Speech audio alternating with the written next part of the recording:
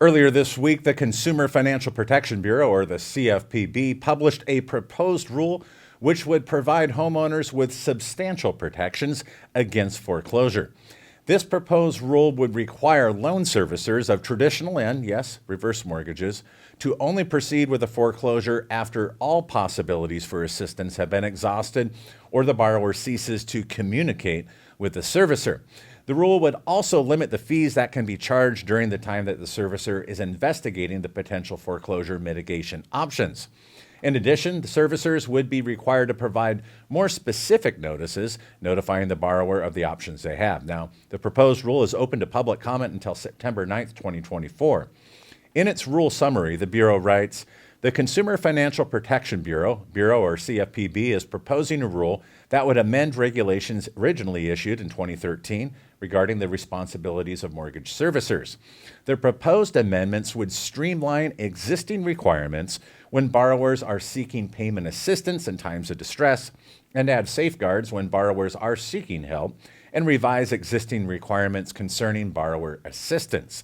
The proposed rule would also require servicers to provide certain communications in languages other than English, such as when a borrower is seeking payment assistance with their mortgage.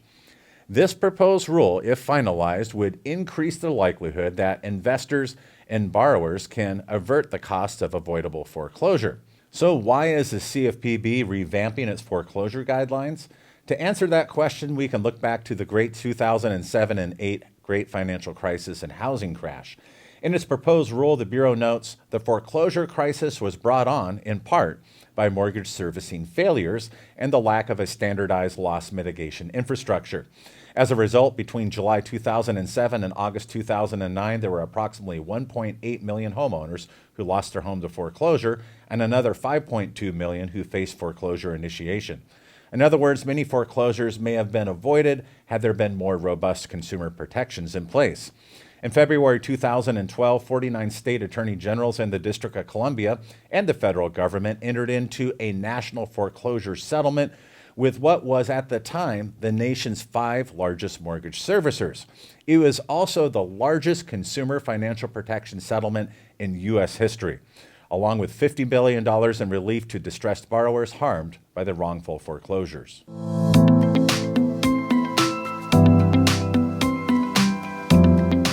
Foreclosure rates are increasing with record high interest rates and also the end of COVID-19 foreclosure moratoriums.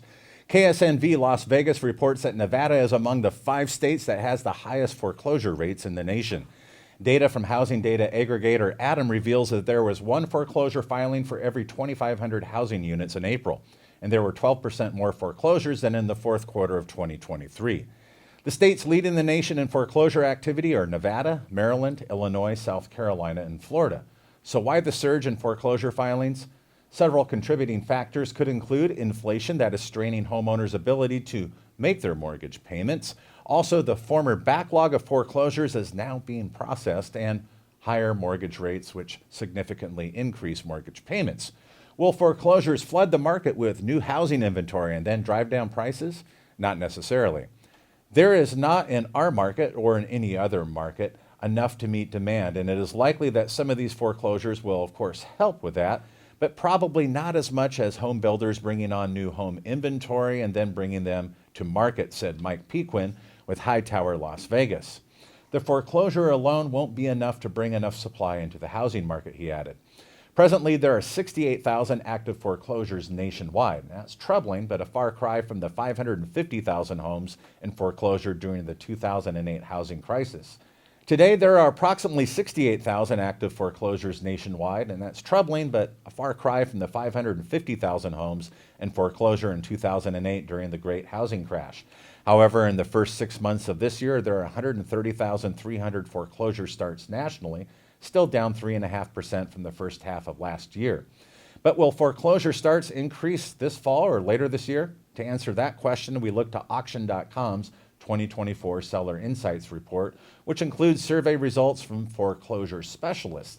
Auction.com, by the way, is a marketplace for distressed home sales. The survey results show that 57% of respondents anticipate a modest 1 to 4% increase in foreclosures in the second half of 2024.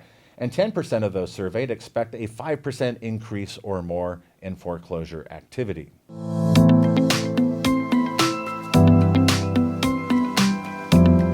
On previous episodes on this show, we have discussed the measures that the U.S. federal government is taking to curb appraisal bias and valuations based on race. And while it's not widespread, it does need to be addressed.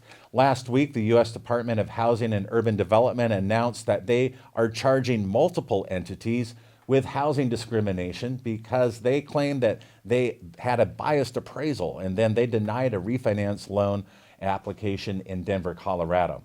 Now, HUD's charges are against the appraiser, also the appraisal company, which is Maverick Appraisal Group, and the appraisal management company, Solidify US Inc., and then the lender, Rocket Mortgage, LLC. Now, they allege that the appraiser issued a discriminatory appraisal that undervalued a black homeowner's property on the basis of her race. And we'll get to how they prove that. Now, the charge further alleges that when the homeowner complained to Rocket Mortgage would only proceed with her refinance loan based on the appraised value that she alleged was discriminatory. So it sounds like the applicant had no recourse. Now, the Fair Housing Act prohibits entities and individuals that are involved in real estate-related transactions, including appraisals, from discriminating in the terms and also the conditions of the transactions based on one's race. Now, the Act also prohibits anyone from retaliating against individuals who are exercising their fair housing rights or complaining, including by reporting discrimination.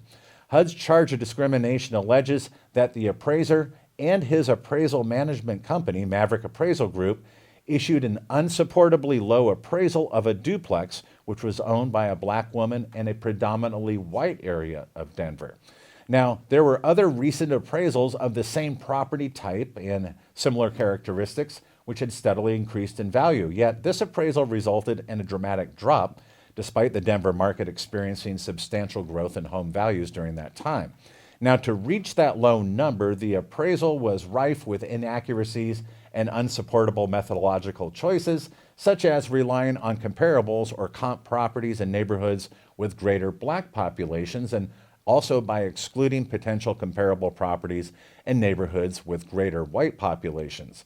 And that not only artificially reduced the appraised value in the end, but deviated from the appraiser's own methodology and findings about the relevant neighborhood in appraising, similar nearby properties with white owners.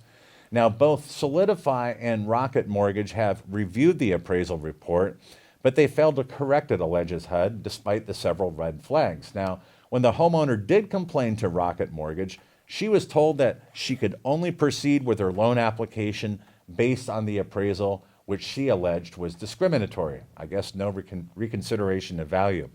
Ultimately, her application was denied. A United States administrative law judge will be hearing HUD's charge unless any party to the charge elects to have the case heard in a federal district court.